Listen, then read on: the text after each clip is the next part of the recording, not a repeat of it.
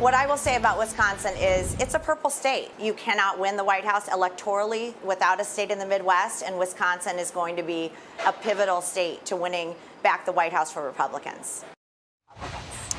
So, of course, Wisconsin has proven to be a key state when it comes to winning the White House.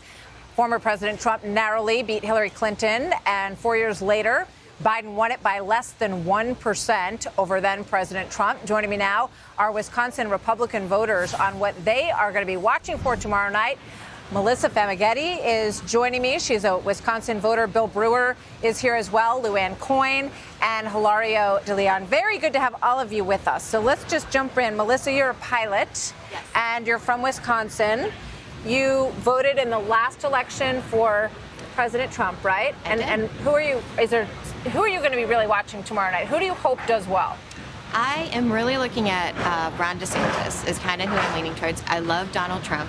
I love him as a president. He was great. I think going into this next election, though, is going to be all about kind of those middle voters. And that's who I want to see is someone that can bridge the divide.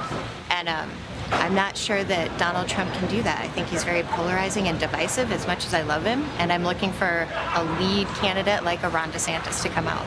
Interesting. Okay, Bill, what about you? What did you do last time? And what's your thinking as you head into this debate? Yeah, I voted for Trump gladly last time, and I would vote for him again if he became the nominee. Yep. I think he's making a really big error not being here, so he's leaving the field open. I'm looking at Ron DeSantis. I'm looking to see who's going to be the other candidate that emerges to go one-on-one with Trump as we go forward. And I'm really hoping to see the candidate that actually talks about the issues in the country and not about each other. We got to be focused on train all our fire on Joe Biden and the policies and the failures in order to have a really solid shot of winning the general election, like Melissa said, to bring those centrist voters into the, into a place where everybody's feeling it, everybody knows what's happening, and we want to see somebody that'll address those failures. Yeah, why, you say you think that he should have shown up tomorrow night.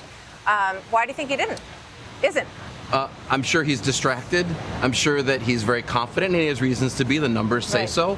But if you're a front runner, I mean, in my opinion, if you're the front runner, you have to act as though, hey, I've got some competent people next to me, but I'm training all my firepower on the general election. And tomorrow will be a great stage for him to do that. And I think it's a missed opportunity, bad strategy leading to a bad tactical decision. Interesting. Luanne, what do you think?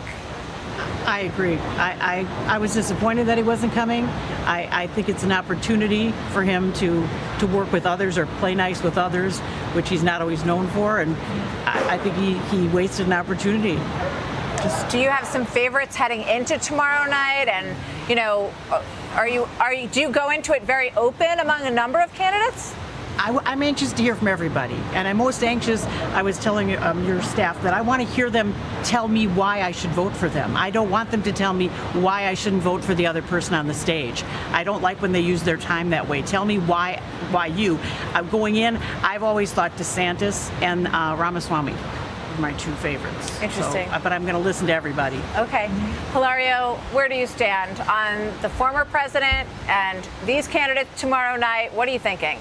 So I voted for the former president in 2020, and I do plan on voting for him again in the primary. But I think I want to be nice. I disagree with both Bill and Luanne here on the former president being here. I think that it gives a unique opportunity for a lot of these other candidates who many people don't know, or they're just starting to get to know a little bit more on where they stand on policies, for them to come out and actually articulate why they should be the commander-in-chief and what separates them, or what policies do they agree with the former president. So I think it allows them to give their time to tell the American people exactly where they stand. I'm looking forward to actually seeing Vivek Ramaswamy, who is my second choice, if it isn't the former president. And I am also interested in seeing what Senator Tim Scott has to say, too. Two very great people. Both of them here just a little bit ago. Maybe you got to meet them on their way out. We have to go, but I have a hand-raised question for you guys. How many of you think that it will ultimately be Trump versus Biden? If you think yes, raise your hand.